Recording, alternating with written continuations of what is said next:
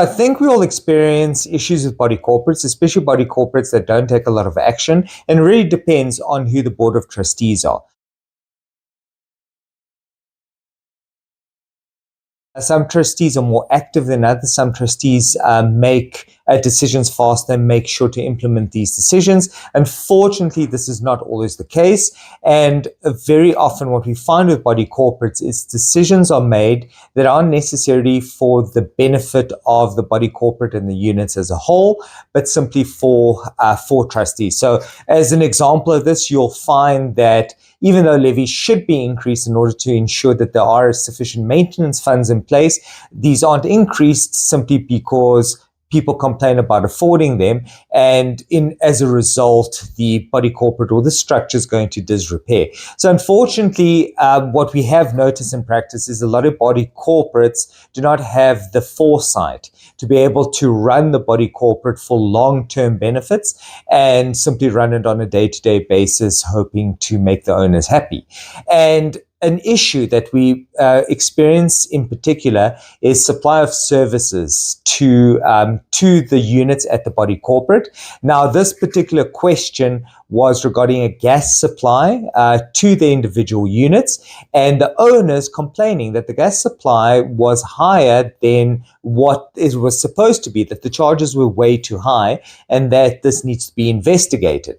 But this happens very often with water supplies to the individual units, electricity supplies, any form of supply where somebody notices some kind of excess and some investigation is required. This is also in labor force, people that work there, maybe the labor components and the cost of HR in a body corporate being questioned and an investigation being needed.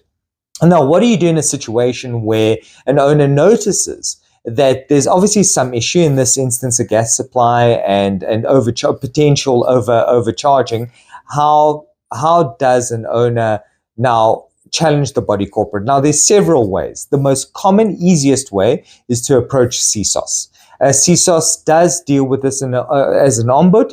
So in those situations, it is very accessible to the owner, and that's why it was designed in that way. Is it wanted to provide a forum to the owner that is accessible without the expense of having to approach a court.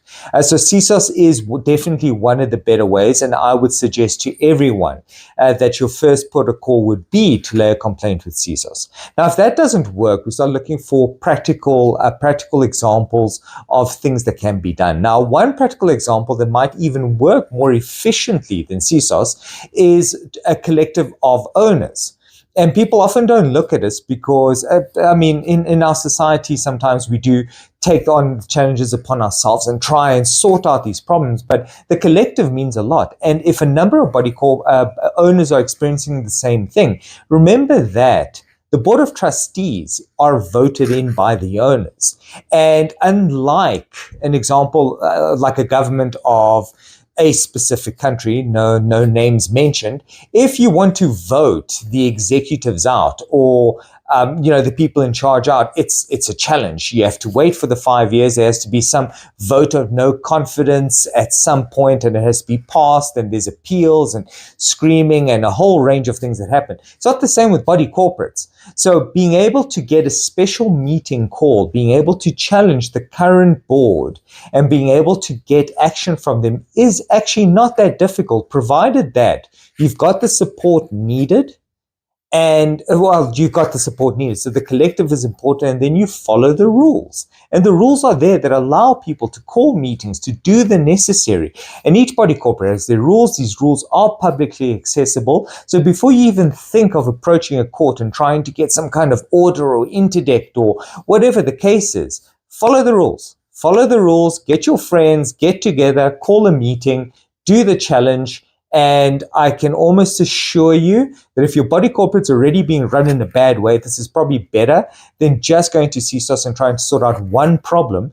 Because if you're actually able to deal with the board of trustees and their bad decision-making and planning, you're actually doing yourself a favor, and you're increasing value on your property, and you're ensuring you don't fall into arrears with any service providers, and.